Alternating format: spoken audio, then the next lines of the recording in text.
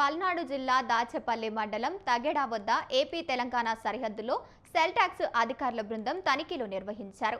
అక్రమంగా గ్రెనేట్ తరలిస్తున్న లారీని అడ్డుకోవడంతో అధికారులు లారీ డ్రైవర్ల మధ్య వాగ్వాదం జరిగింది. పల్నాడు జిల్లా ఎస్పీకి సమాచారం అందించడంతో దాచపల్లి పోలీసులు సరిహద్దు చెక్పోస్టు వద్దకు చేరుకుని లారీలను దాచపల్లి మార్కెట్ యార్డుకు తరలించారు. మొత్తం 14 లారీలను సీజ్ చేసినట్టు అధికారులు తెలిపారు. మరో 3 లారీలను తప్పించుకొని తెలంగాణ వైపు వెళ్లినట్టు సెల్ టాక్స్ అధికారులు గుర్తించారు.